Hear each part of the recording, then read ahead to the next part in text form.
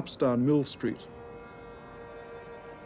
Abbey Bridge was originally built in 1763 with material from the ruined monastery. The present bridge was built in 1879 when the main drain of the monastery was discovered and examined.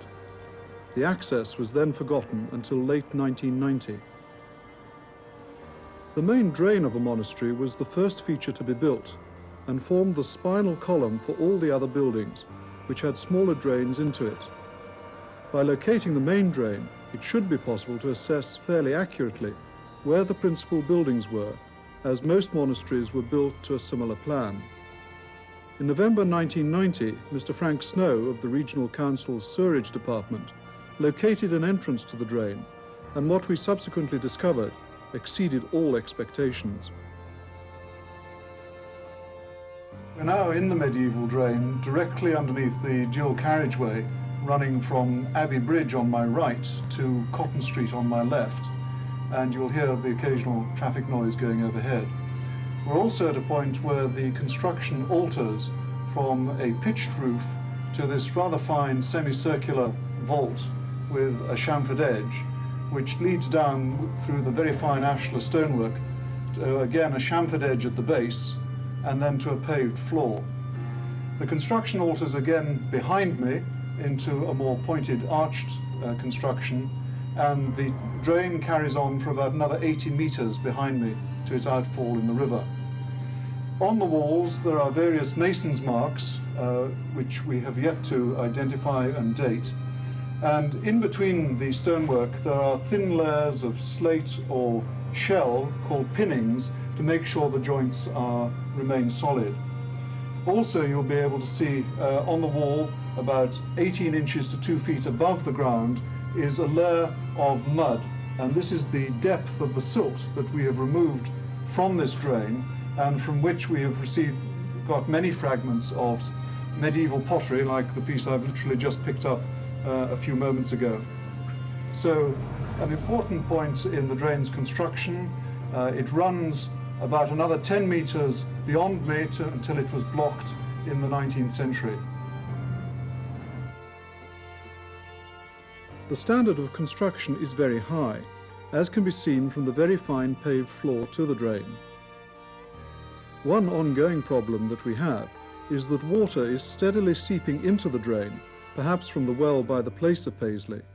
This means that we have to pump out a great deal of water each time the drain is inspected. Well, we're now about 30 meters along the drain, and there's yet another change in building style. The wall on my left has now dropped to 2 courses of ashlar before the arches come from it, and it continues on behind me. But the wall on my right has suddenly been built in to narrow the tunnel, and we are not quite sure why this was done. It was done at a later date because in taking out the silt, and the noise behind me is some of the silt still being taken out, the builders of this extension here built on top of the silt, so making it a much narrower tunnel. At a much later stage, sometime in the late 19th, early 20th century, they had some thought of reusing this drain, and they put a concrete roof on this section, making it again much smaller than the original arch section. The flooring again gives way from a paved floor to rubble and infill, and in the fullness of time we hope that we'll be carrying out some excavation work in this area to find just why the tunnel was narrowed at this point. The narrow tunnel is crudely constructed, with the floor being the packed down rubble and silt. The most interesting feature is the large drain inlet on the north wall.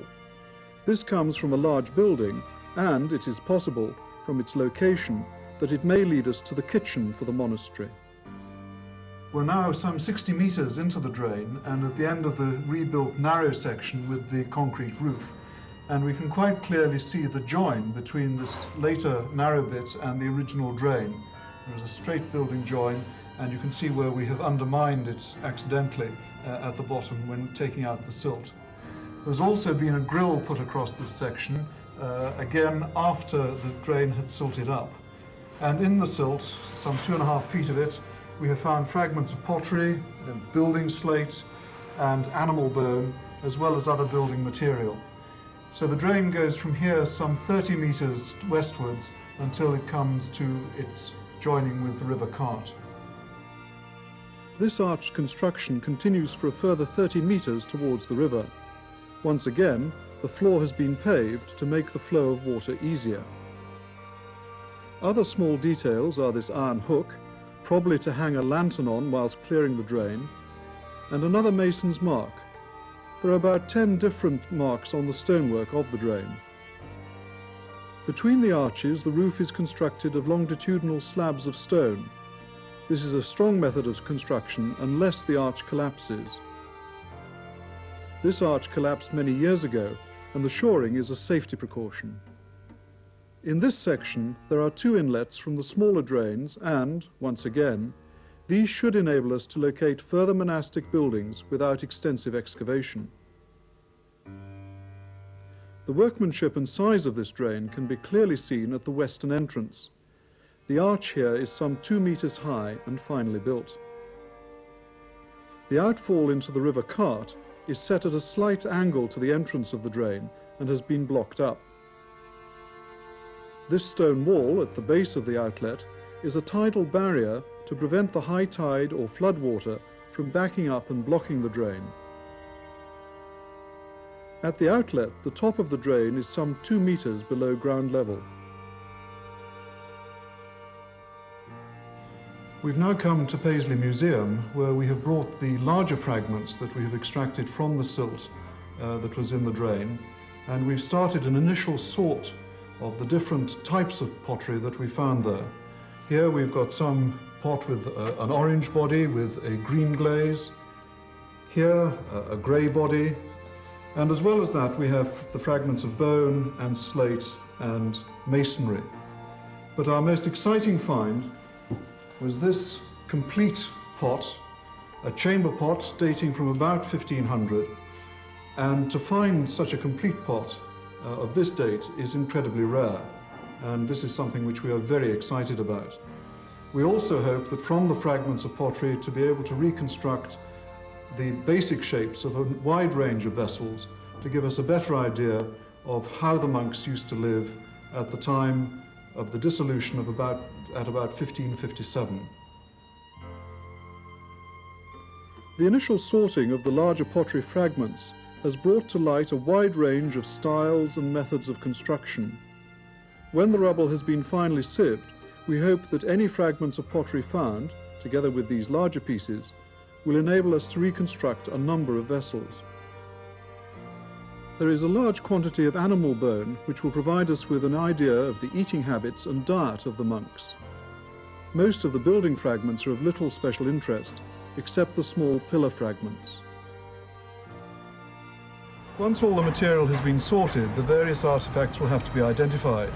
For example, this piece of stone column has obviously come from a door or window surround similar to this great west door of the Abbey itself.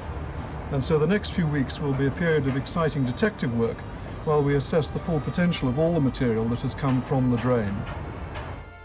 Since we made that film, all the silt has been washed and sieved, and as a result, a wide range of exciting discoveries have been made that shed more light on the life of the Monastery of Paisley.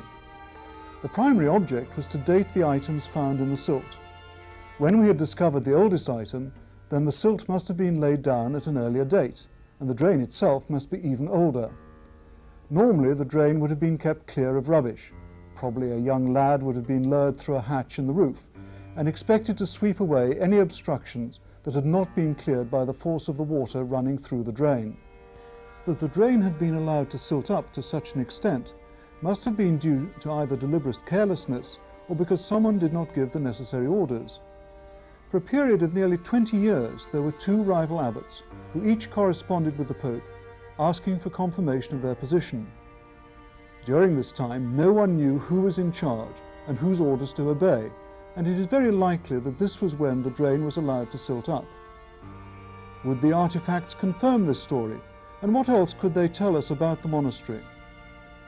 Hundreds of fragments of pottery have been recovered, some made locally, some imported, some decorated, some plain.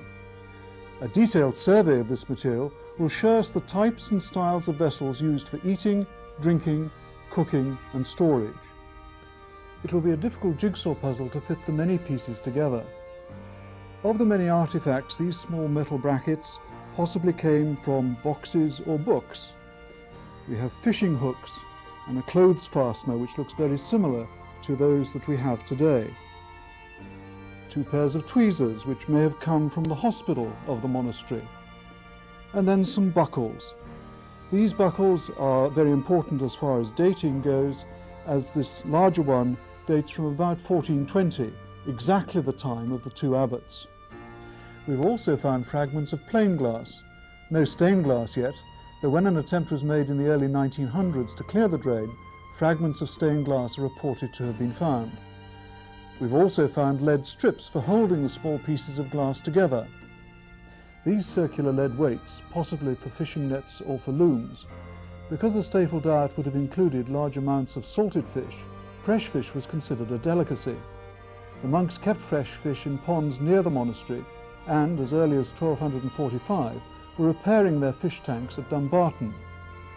We do not know when Paisley became a weaving town, but weights to hold the cloth taut on the loom would not be uncommon. This weight, a 2-penny weight, must have come from a set of weights, each with different marking. The monks were also keen on sport. The earliest reference to curling is of 2 Paisley monks settling an argument by sliding stones across the frozen river Cart. Real tennis originated in Europe, with monks using a corner of their cloister as a court. Later, special courts or catch poles were constructed, and Paisley had its own on the present site of the town hall, and named it in Gaelic, which has come down to us in the unusual name of Smith Hills. Paisley was a major pilgrimage centre in the Middle Ages. When we look at the finds for signs of pilgrims, what do we find? What were the pilgrims doing? Both men and women went on pilgrimage. The only evidence of the female pilgrims from the drain is a small bone bead from a necklace. Pilgrims would have visited the shrine of St. Miriam and then had a meal, stayed overnight, and then continued on their journey the next day. How did they spend their time between their meal and bedtime? This small bone dice shows that some of them were playing games of chance. This dice is unusual as the number 5 is opposite the number 6. Normally the opposite faces of the dice total 6. This French gaming token must have been used in these games of chance. This knife handle, bone with a spiral design, has long lost its metal blade.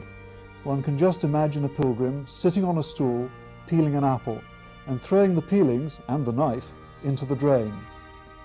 When this was found, only 2 others had been discovered in the United Kingdom, though recent excavation on Islay has provided more examples. This is a tuning peg, the peg that keeps the string taut on a lute or classach.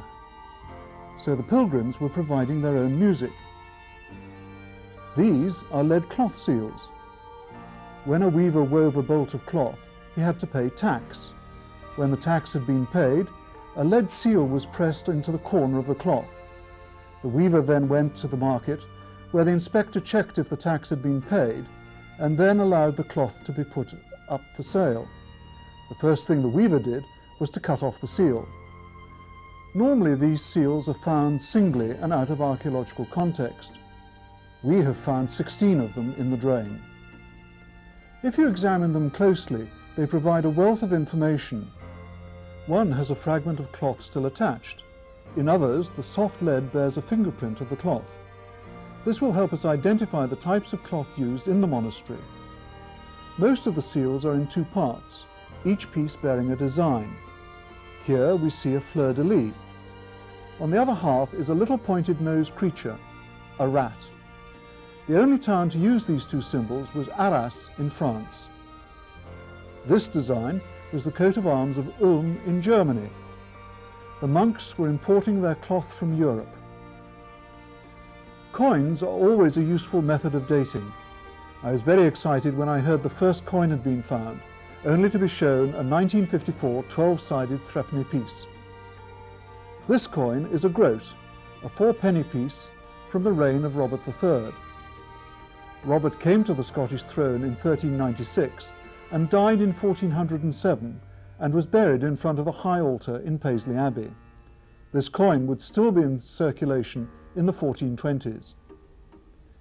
This exciting find is the matrix for a seal, the metal mould that is pressed into the wax to form the seal at the bottom of a document. This matrix has deliberately been broken. When an abbot left office, his seal was broken so that no one else could use it. This matrix is very corroded, and even computer enhancement cannot clearly show the design. The central figure is of a mitred abbot with his right hand raised in blessing. Below him is a kneeling figure. To either side, a coat of arms and writing round the edge. It is possible that this is the seal matrix of one of the two rival abbots, but it has not been possible to find one of their seals to confirm this. Other senior clergy seem to have lost things in the drain. This is an intaglio, a jewel, from an antique ring. The figure is the Roman goddess of the harvest, Ceres, and she is holding 2 ears of wheat. One can just imagine the cleric washing his hands when the jewel fell out of his ring into the drain. It is ironic that the only item to be found in Paisley from the Roman period has nothing to do with the Romans being in Paisley. The most exciting discoveries have been made of little pieces of slate. Slate was used in place of paper for teaching, and this fragment has a love poem written on it.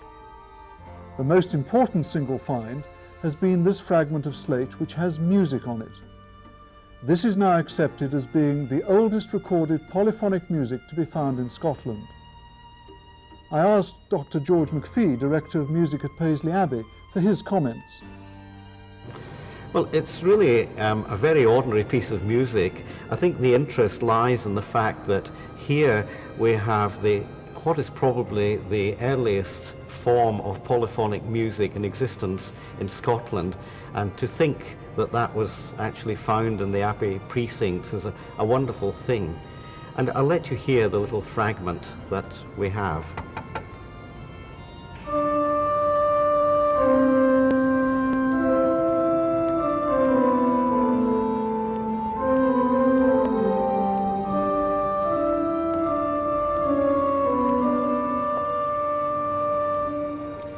And that's all we have to go on. We've now heard the music that the monks of Paisley would have heard. Microscopic examination of the silt has produced a wealth of evidence about the diet of the monks. These are burnt oats. The monks ate their porridge. Apple and damson pips. The monks had their own orchard on the opposite banks of the River Cart, hence the name Orchard Street. Fig seeds. Not very interesting, you might think, but figs cannot ripen in this country and have to be imported from a long way away. Spagna Moss, an all-purpose equivalent of our paper handkerchief. It was used as toilet paper or to bandage wounds. Dyer's weld, a yellow plant used to produce a yellow dye. The monks were dyeing the cloth they imported from Europe. The monastery had its own hospital. This sample of celandine was found from an inlet drain from the hospital. Celandine was used by the monks, and is used today, to produce an eye ointment. Perhaps most exciting are these fragments of the spice mace. This spice comes only from Indonesia. The monks were wealthy enough to be able to buy luxury foods from abroad and from a great distance. The monastery, far from being at the edge of Europe, was on all the major communication and trade routes. Taken altogether, the discoveries from the silt help confirm the date of about 1420 for the drain to become filled with mud, so it is likely that the drain had been built some time before this, certainly by the mid-14th century. We can also build up a picture of what the pilgrims were doing during their visit to this famous shrine.